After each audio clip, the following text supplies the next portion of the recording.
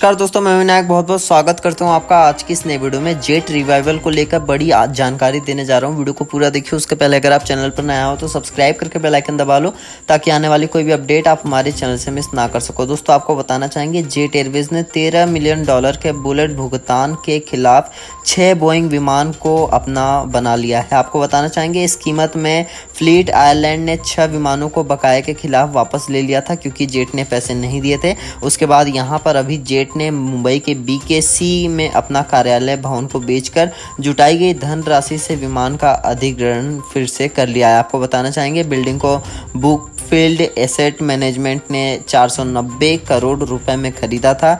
इसके लेनदार 2 बोलीदाताओं द्वारा प्रस्तुत संकल्प योजनाओं पर बल दे रहे हैं। आपको बताना चाहेंगे, इसके साथ खड़े हैं इस वक्त ब्रिटेन स्थित वित्तीय सलाहकार कंपनी कार्लरॉक कैपिटल और वहीं संयुक्त अरब अमीरात स्थित मुरारी लाल जलान का एक संघ और हरियाणा स्थित उड़ान सिमुलेशन तकनीकी केंद्र और उसी के साथ काम कर रहा है मुंबई स्थित बिग चार्टर्ड का एक संघ। आपको बताना चाहेंगे, इसी के साथ अबू धाबी का स्थित इंपीरियल कैपिटल इन्वेस्टमेंट LLC इस प्रोजेक्ट में साथ में काम कर रहे हैं। आपको बताना चाहेंगे, जेट का रिवाइवल अंडर प्रोसेस है। वहीं NCLT की मुंबई पीठ ने जेट की CIRP प्रक्रिया को पूरा करने की समय सीमा 31 अगस्त निर्धारित कर दी है। तो दोस्तों ये है लेटेस्ट अपडेट जेट एयरवेज से जो कि इस वक्त निकल कर आ रही है। कैसी लगी आपको कमेंट करके बताइए। अगर अभी भी आपका कोई भी सवाल सुझाव या सजेशन है तो आप हमें बेशक कमेंट सेक्शन में दे सकते हैं। वीडियो देखने के लिए आप सभी लोगों का बहुत बहुत धन्यवाद। आप देख रहे हैं इंडियन गुरु में हूँ आपका दोस्त विनायक। मिलता हूँ नेक्स्ट वाली जानकारी के साथ। टिल देन जय हिंद, वंदे मातरम।